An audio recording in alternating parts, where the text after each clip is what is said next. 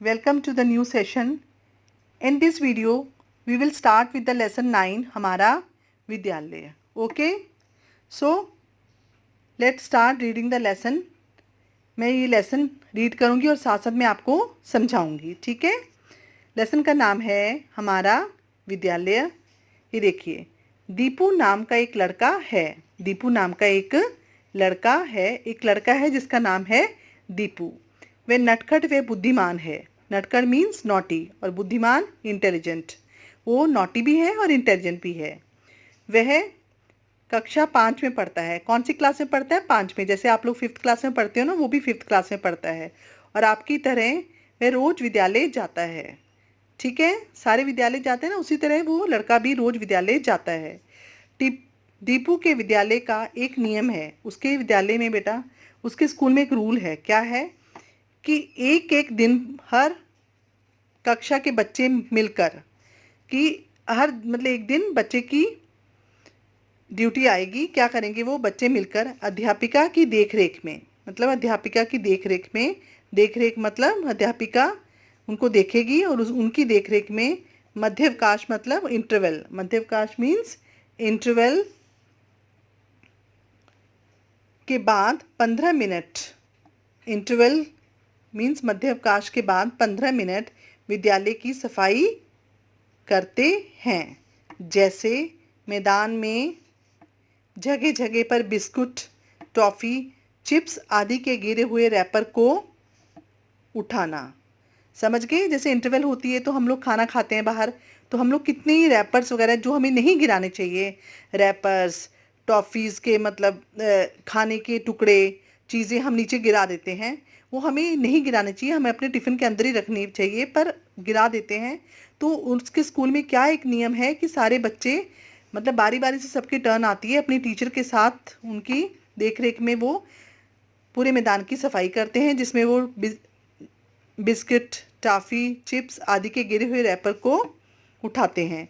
Canteen के पास गिरे हुए कागज़ के गिलास, उनके स्कूल में कैंटीन भी है जिसमें कागज़ के गिलास, प्लेट आदि को उठाकर कूड़ेदान में डालना. उन सबको जो ग्लास वगैरह और चीज़ें जो ज़मीन पर मैदान में पड़ी होती हैं उनको उठाकर कूड़ेदान मतलब डस्टबिन में डालना आदि तरह की सफाई करके अपने विद्यालय को साफ़ सुथरा रखने का ये एक अनोखा नियम है. उसके विद्यालय में एक अनोखा नियम है. रिसेस के बाद पूरे बारी बारी से हर क्लास अपनी टीचर की देखरेख में सफाई करती है और सारा कूड़ा कूड़ेदान में डालती है और अपने स्कूल को साफ़ रखती है. ये उनके एक स्कूल में नियम है. आज कक्षा 5 का अपने विद्यालय की सफाई करने का दिन है. आज उनकी बारी है. ठीक है, कक्षा 5 की. इसलिए मध्यावकाश होते ही दोपहर आधा दिन मतलब मध्यावकाश आधा दिन रिसेस होते ही कक्षा 5 के बच्चे विद्यालय की सफाई में जुट गए, मतलब उसमें लग गए. जुट गए मतलब लग गए. सफाई करते हुए दीपू अपनी अध्यापिका से बोला. सफाई करते हुए दीपू जो था वो अपनी मैडम, टीचर मतलब अध्यापिका को आप कुछ भी कह सकते हैं, से बोला, मैडम ये सारी गंदगी हमने तो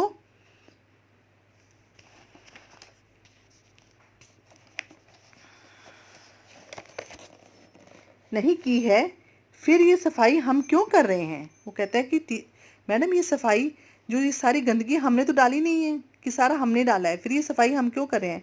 अध्यापिका ने दीपू व अन्य बच्चों को समझाते हुए कहा.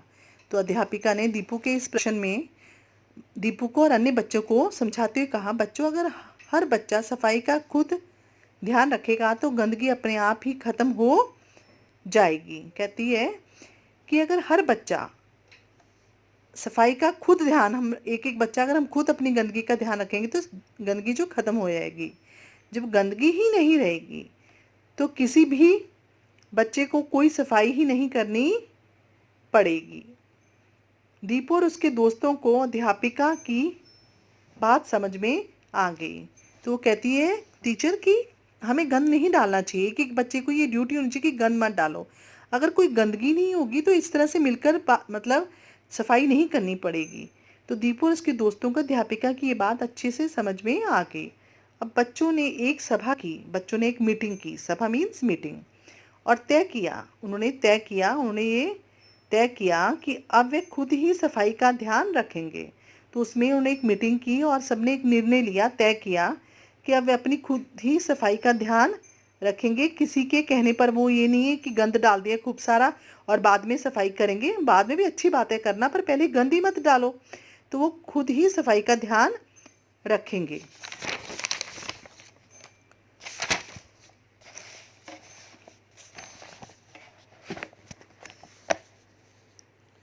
दीपू ने आज विद्यालय में ऐलान किया।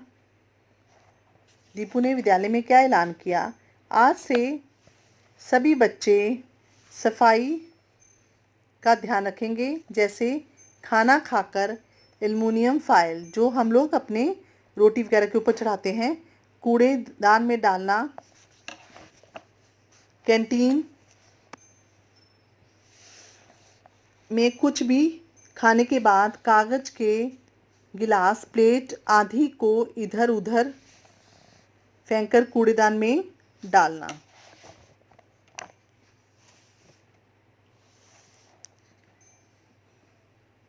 विद्यालय में लगे पेड़ पौधों की पत्तियों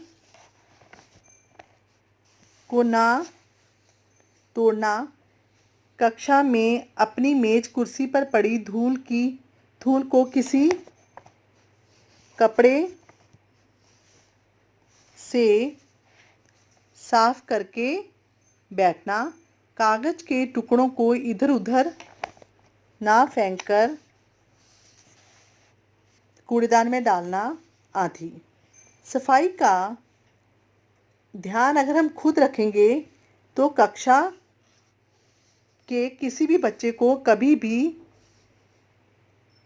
मध्य का अवकाश के बाद विद्यालय की सफाई नहीं करनी पड़ेगी। तो आपको ये बात अच्छे से समझ में आई कि उन्होंने क्या निर्णय लिया। और उसने फिर दीपू ने बाद में विद्यालय में ऐलान भी किया कि आज से सभी बच्चे जो कूड़ा है और पेपर्स वगैरह, एल्युमिनियम फॉयल वगैरह, गिलास, प्लेट आदि को और स्कूल में लगे पेड़ पत्तों किसी को तोड़ेंगे नहीं। तो और कक्षा मेज कुर्सी पड़ी धूल को भी किसी साफ कपड़े से साफ कर लेंगे और कागज़ के टुकड़ों को इधर उधर नहीं फेंकेंगे तो और कूड़ेदान में डालेंगे। सफाई का ध्यान अगर हम खुद ही रखेंगे तो कक्षा के किसी भी बच्चे को रिसेस के बाद सफाई नहीं करनी पड़ेगी। विद्यालय के सभी बच्चों को इस बात में सच्चाई नजर आई और सभी बच्चों ने वैसा ही किया।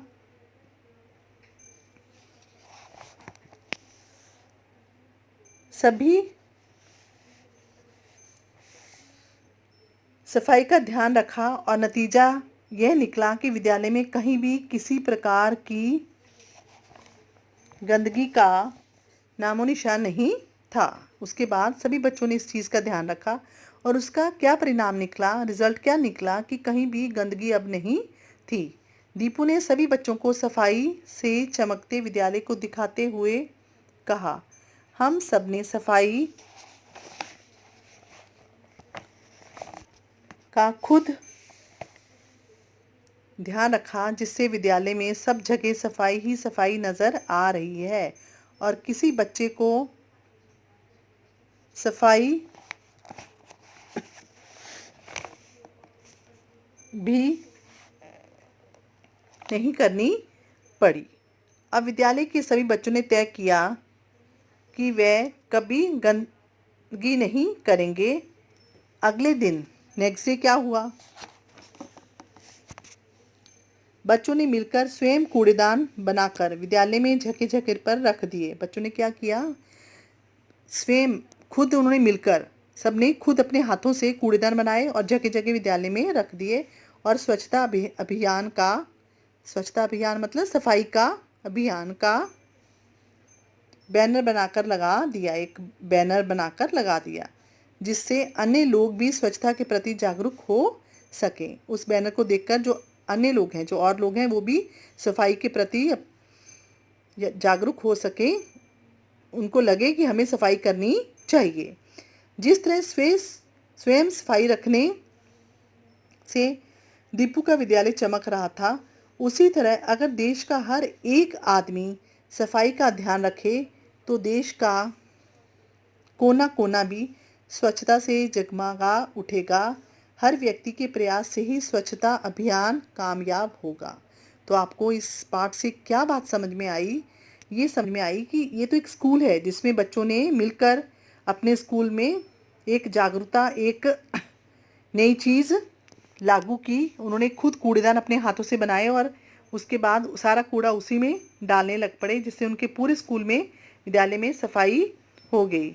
और इसी बात से हम, अगर देश का हर एक आदमी सफाई का ध्यान रखे तो देश का कोना कोना जो है वो जगमगा उठेगा सफाई से। और हर व्यक्ति की कोशिश से, प्रयास मीन्स कोशिश से स्वच्छता अभियान कामयाब होगा। तो इस पाठ से हमें क्या संदेश मिलता है? इस पाठ से हमें संदेश मिलता है, साफ सफाई रखना हम सबकी जिम्मेदारी है। जिम्मेदारी मतलब हम सबकी। इसको आप अंडरलाइन कीजिए और अच्छे से याद कीजिए। संदेश, साफ सफाई रखना हम सबकी एक जिम्मेदारी है, हमारी ड्यूटी है। ये नहीं कि मेरी ड्यूटी नहीं है दूसरा करेगा, सबकी ड्यूटी है कि हम अपने देश को, अपने स्कूल को, जहाँ भी हम रहते हैं, अपने आसपास को साफ रखें। ठीक है, तो इसी के साथ हमारा ये पाठ रीडिंग ख़त्म होती है और मैंने आपको समझा भी दिया है। इस वीडियो के बाद, इस सेशन के बाद आप बैठकर इस पाठ की रीडिंग करेंगे और अच्छे से इसको समझेंगे। ठीक है, यहाँ देखिए इसके शब्द अर्थ। सबसे पहले विद्यालय। विद्यालय का अर्थ क्या होता है? पाठशाला या स्कूल। इसमें से आप कोई भी एक को अच्छे से याद कर लीजिए। स्वच्छता का मतलब है सफाई। कामयाब, सफल। बैनर, प्रतीक, चिन्ह। बैनर मीन्स प्रतीक, चिन्ह। तय, निश्चय। प्रयास, प्रयत्न करना या कोशिश। कोई भी एक आप इसमें से याद कर लीजिए। ऐलान, घोषणा। अभियान, दल बल सहित किसी के काम के लिए चल पड़ना। नतीजा, परिणाम। जागरूक, सजग। मध्यावकाश, आदि छुट्टी। मध्यावकाश मीन्स आदि छुट्टी, रिसेस। ओके, सो इसके साथ ही हमारा लेसन ख़त्म होता है। संदेश और शब्दार्थ, आप इसको अच्छे से इस वीडियो के बाद शब्दार्थ याद करेंगे, लेसन की रीडिंग करेंगे, संदेश को याद करेंगे और अपने पढ़ाई की तरफ अच्छे से ध्यान देंगे। आपके यूटी बिल्कुल पास आ रहे हैं और अभी पढ़ाई आप अच्छे से करेंगे। ठीक है।